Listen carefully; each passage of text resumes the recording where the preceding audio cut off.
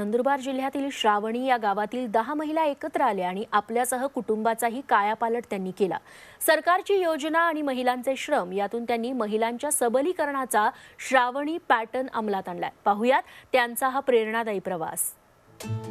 नंदुरबार हा आदिवासी बहुल जिल्हा, रोजगारासाठी स्थलांतर तर इतकं की गावं ओस पडतात। मात्र याच नंदुरबार जिल्ह्यात नवापूर तालुक्यातील श्रावणी गावातील 10 महिला एकत्र आल्या आणि त्यांनी आमूलाग्र बदल घडवला। बचत गटाच्या माध्यमातून त्यांनी समूह शेती आणि त्याला पूरक व्यवसाय म्हणून कुक्कुटपालन सुरू केलं आणि काही कालावधीतच त्यांनी लाखोंचा नफा कमवला।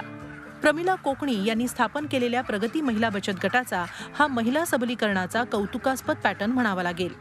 पोल्ट्री शेडचा व्यवसाय सुरुवात केली आणि आम्हाला पण त्याच्यात आवड निर्माण झाली। सर्व महिला मिळून आम्ही 5-5 हजार असं आम्हाला मिळतो आणि आम्ही रोजगार घर चालवतो।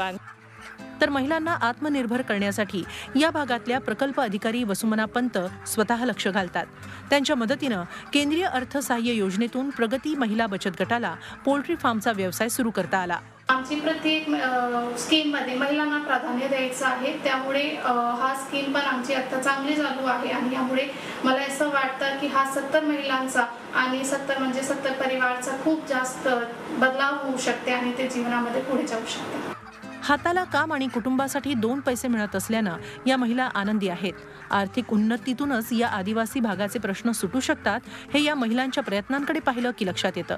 त्याला जोड मिळालीये ती प्रमिला आणि वसुमना या नवदुर्गांच्या प्रयत्नांची। आदिवासी विभागाच्या अर्थचक्रासाठी अशा प्रयत्नांची आणखी गरज आहे।